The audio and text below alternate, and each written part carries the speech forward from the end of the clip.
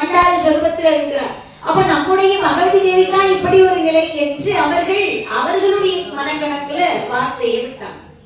உடனே அந்த பெண்களை பார்த்து அன்னை பகவதி சொல்லுவார், பெண்களே, இது நமக்கு எழுத்தின் படியாலே நடந்திருக்குது. முன்னே வியாசர் மொழிந்த மொழி பிரகாரம் என்ன இந்த உலகத்திலே நடக்க வேண்டும் என்று இந்த கலியளிப்பதற்கான காரணங்களாக நாராயணர் வைகுண்டருக்கு சொன்ன விஞ்சை பிரகாரம் நடத்த வேண்டிய அந்த சிறப்பு முறைமைகளின் பிரகாரம் இந்த பூமியிலே நடக்கக்கூடிய முறைகளிலே ஒன்றுதான் இந்த எனக்கு நடந்த இந்த தெய்வீக திருக்கல்யாணம்.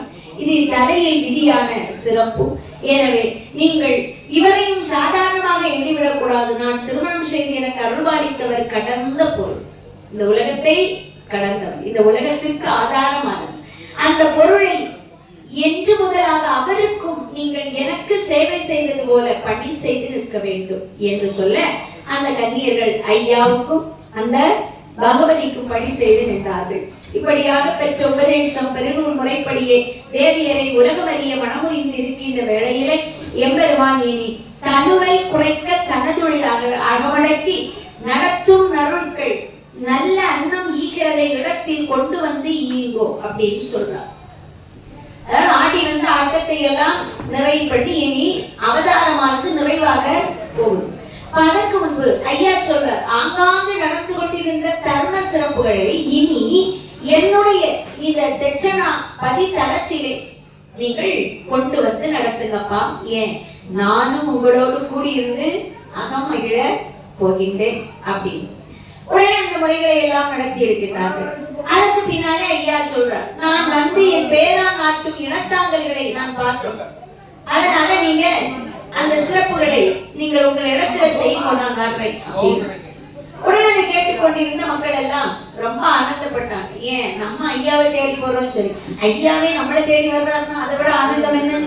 அப்பா, நாங்கள் ஏதாவது பிழை செய்திருந்தாலும் நீ பொறுக்க வேண்டும். ஐயாவே, மழை காணா பயிர் எப்படி வாடி தேடி இருக்குமோ அதுபோல உமக்காக உம்முடைய வருகைக்காக நாடி இருக்கிறோம் ஐயா.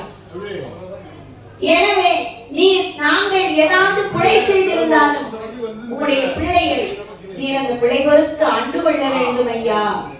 உம்முடைய பொற்பாதம் நாங்கள் சரணடைகிறோம் அப்படின்னு சொல்லி ஐயாவை வரவேற்றார்கள்.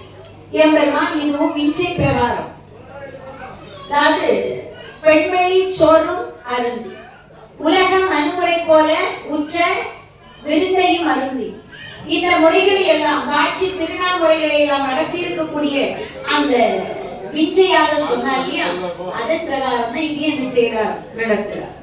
அப்ப அந்த ஐயா வர்றாங்கன்னா அவங்க உங்களுடைய இடத்துல என்ன செய்யறாங்க, பள்ளி அறை போன்ற அற்புதமான ஒரு அறையை அமைத்து ஐயாவுக்கு எங்க அலங்காரமாக வேண்டிய வெட்டி ராமிச்சி மிகுந்த பன்னீர் சந்தனம் கமகமேன்னு வாட பிச்சி மாலை தூக்கி கட்டி அலங்கரித்து ஐயாவு அவர் வந்தா அவளுக்கு என்ன செய்யணும், கனி வகை வர்க்கங்கள் கொடுக்கணும், தாய்மாருக்கு சாப்பிடக்கூடிய உணவு வகைகள் கொடுக்கணும், கூட நறுக்கள் மக்கள் வருவாங்கல்ல அவங்களுக்கு வேண்டிய கோப்புகள் இவர்கள் எல்லாம் சேவரித்து ஐயாவை என்ன செய்யறாங்க, பரி மேலே அதாவது குதிரை மேலே ஏற்றி கொண்டு அழைத்து வர்றாங்க. ஐயாவுடைய சுவாமி தோப்பு தலத்துல இருந்து அவருடைய இடங்களுக்கு தாமரை குளம் இப்படி நிறைய இடங்களுக்கு போகிறார்.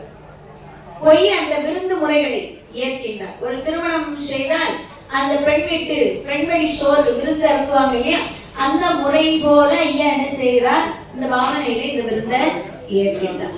அப்ப ஐயாவை குதிரையில வைத்து கூட்டி அழைத்து செல்லுகிறாங்க. அம்மைமார்கள் எல்லாம் வையாடி கொண்டு மாதாவை தொட்டிலே